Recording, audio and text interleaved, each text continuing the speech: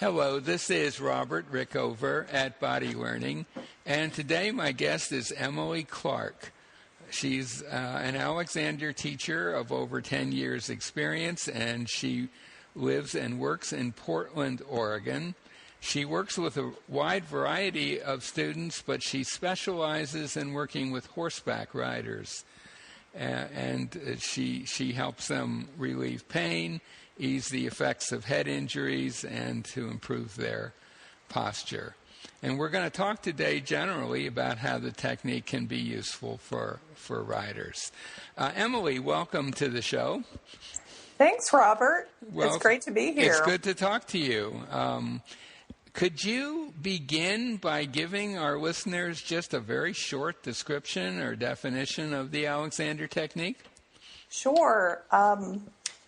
The way I describe it to potential students is Alexander technique is a specialized educational program that relieves pain and stiffness by preventing the fight or flight reaction. Mm-hmm. And it also uses the mind-body connection to create ease and balance in someone's body without massage, adjustments, or exercises. Okay. And people, when riders come to you for lessons, what is it that they are typically interested in? What do they want help with? Well, typically riders have a variety of past injuries, from broken bones, from falls, head injuries, and of course they want to improve their riding. But what really gets them in the door is pain that prevents that. Mm-hmm. For instance, I worked with a lady last winter who was going to come to a workshop that I gave, but she wasn't able to because the hour ride in the car was just too painful for her. Mm-hmm. And so we ended up speaking, and she started coming for lessons, and she had not been able to ride her horse for about 6 months. Mm-hmm. And so she really wanted to be able to do that again, but the pain was just too bad. But after one lesson, she was able to get back in the saddle again. Mm-hmm.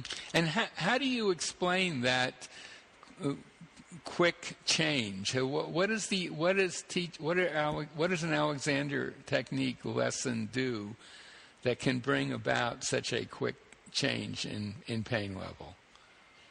Well, it really helps a person release built up habits of muscle tension that have been preventing their posture from working with the horse rather than against the horse. Mm-hmm. I find that riders are very aware of their posture, but they've always been taught, many of them have been taught kind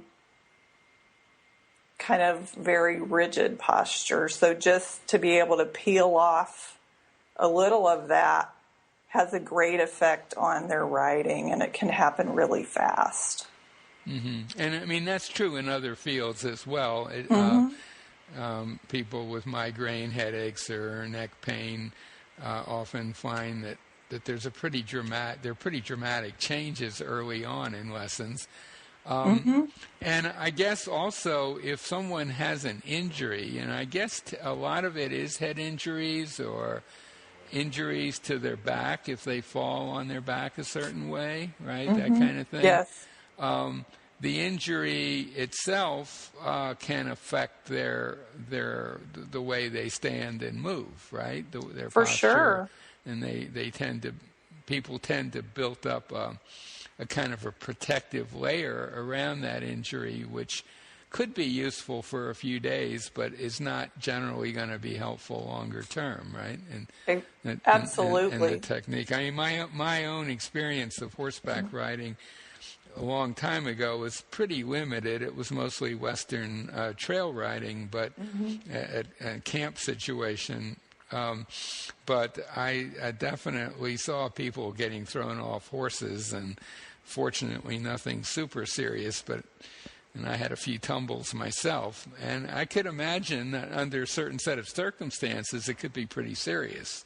Yes. So, yeah. And in terms of the head injuries, riders a lot of times do not realize that they've had a serious head injury just because sometimes it's not treated because they didn't lose consciousness, so they didn't even go to the doctor. Right. And often what is prescribed is just kind of a watch and wait sort of a thing. So, before I work with them, I'm always asking, have you had any kind of head injury? And a lot of them just say no, but then later I'll find that they fell off and broke their back. So if they broke their back with such a force from falling off the horse, they've also had a head injury as well, even if they didn't hit their head. Right. And when someone, a horseback rider or anyone else for that matter, comes to you for a lesson, what is it that they can expect to happen, let's say, in the first lesson? What's the process? Well, the process is pretty much a 4-stage process. And the first thing is to talk with them for, say 45 minutes. And I ask them a lot of questions just to make sure to find out what the issues are that they're dealing with and their expectations, and also to let them know I can help them. And it really makes sense to talk about these things before we even start a series of lessons. And then the next step would be to do an assessment, which is, a little bit different than the interview, but just to find out where they are and what they want to get out of a series of lessons, because I might want them to get one thing, but they might have something else in mind. So it's always good to sort of set those intentions at the beginning, I find. And then we decide on a series of lessons for them, typically a minimum of 6 up to, say, 12 lessons. And then after they've completed that series, we look at how they're doing and how to maintain the changes that they've made so far by having occasional lessons, say every 2 weeks or every month for a period of time. So that's sort of what the process is. And to get back to that second stage where you want to make sure your goals are in alignment with their goals, what would be an example of where they might have an idea of what they want to do that isn't going to make a lot of sense to you? Well, I think the main example of that is someone who is looking for someone to fix their problem for them. I really emphasize that this process is a self-help process, and I am their guide on that. But they're the ones that are learning how to move easier and more freely. So if they want somebody to just do it for them, I'm not the right person for them. Right. So part of Alexander teaching is giving people some tools they can use on their own, right? I mean, exactly. That's the whole idea is to get them independent of the teacher. Exactly. And as you say, there are people who don't really want that that kind of a process. They would prefer something where they can just present themselves and be fixed, so to speak. Yes. And I agree with you that it's really important to have clarity about that at the beginning. Could you say a little bit, I know you earlier on said that, okay, people come to you initially, typically, because of pain, but at some point, a lot of riders are going to start to notice that their riding skills improve as well, right? Yes. And they may end up continuing or being almost more interested in that ultimately. Could you say a little bit about that, how the technique can actually enhance a rider's skills? Sure. One thing that is really significant is if, say, somebody shows their horse and they might have anxiety about that. Just the principles of the technique will help them deal with that anxiety in any situation, whether it's at a show or during their job, for instance. So that's one thing. Another thing is when you ride a horse, you're really cueing the horse from your seat. So if someone has a lot of tension in their hips, for instance, because they have sciatica and it's worse on one side, when they ride, they're going to be what they call one-sided, and their horse is also going to favor one side as well. Right. And so I'm working with a lady now who came to me because she had low back pain on her right side and also very tight hips. And she was training a young horse, and she didn't want him to be one-sided, but she saw him going off to the left all the time.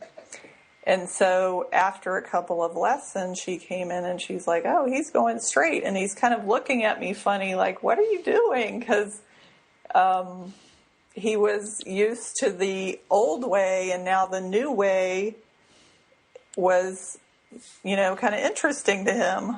Right. Which is kind of funny. Would you say that the horses are extremely sensitive to the state of their riders? Oh, yes, for sure. Because, back in the day when I rode, I knew nothing of the Alexander technique, and I had no sense of that. But everything I've heard from riders who really know what they're doing is that anything they do to change their own patterns of sitting or relating to the horse, the horse immediately picks up on. Oh, yeah, for sure. And so, in a sense, I guess riders potentially have a teacher available in the form of their horse, because the horse will indicate to them what they're doing. That turning to one side, for example, someone who was cued into Alexander ideas initially and saw that happening might quickly think, wow, I wonder if I'm doing something to cause that, right? Exactly. Yeah. And another aspect of that is horses are very, they have to deal with the fight or flight reaction themselves all the time, because they're very highly attuned to anything out of the ordinary in their atmosphere. And so, because they're vertebrate animals, they also, tense their necks and pull their heads back, and that causes problems for the rider as well, just because the horse can't move well when they're in that state. So as soon as the rider starts to realize that the same things that they want to prevent in their horse are things that can be prevented in themselves. Mm-hmm. A light bulb goes on for the rider, and it's really exciting to see that. Yeah, I mean, a tense, it's kind of classic Alexander idea is that a tense neck is going to really seriously affect your movement and your posture in a bad way. And it is, as you say, exactly the same for a horse or really any animal. Yeah. That kind of interference is going to restrict their movement abilities. Is there anything else that you would like to add before we come to an end? Do you have any other thoughts that you'd like to share? I can't think of anything at the moment. I think you've covered everything pretty well. I guess the question I should have asked you earlier is, when you have riders, do you work with them riding? I do. I mostly work with them in the office, but sometimes I go to their barn. Mm-hmm.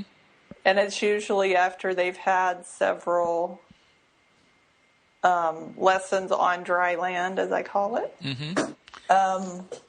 And I also do clinics with riders as well. Mm-hmm. And how do you work with a rider on a horse? Are you standing next to them, or what? Well, I have them get on the horse, and usually I'm up on the mounting block. Okay. Or I'm standing on the ground next to them, right? So I can get to their legs. Right. And that's really what I work on first, is their legs, because it's when they can get the length and release in their legs, they're just, grounded to that saddle. And then I'll get up on the mounting block and work with their with their head and neck and their arms. So they're stationary, and you're giving them some basic Alexander hands-on work in pretty much the same way you might if they were sitting in a chair, but they're sitting on a horse, and you're right. And then you give them verbal cues about taking what they've got from you and what they've learned from you into actually riding, right? Right. Yeah. Yes. Yeah. And mm-hmm. When they come to the office, we also work on the saddle. I have a saddle on a saddle stand, mm-hmm. Which is really fun. Right. Well, if we've covered everything that from your point of view, this might be a good place to bring our conversation to a close. My guest today has been Emily Clark. She's an Alexander Technique teacher in Portland, Oregon. She works with all sorts of students, but she specializes in working with horseback riders. So if anything that we've talked about intrigues you and you live in the Portland, Oregon area, give her a call. We'll put a link to her website by the interview. And I'll also put a link to a website that will tell you more about the Alexander Technique and will enable you to find a teacher wherever you are. Emily, thank you so much for this. Thanks, Robert. This has been great.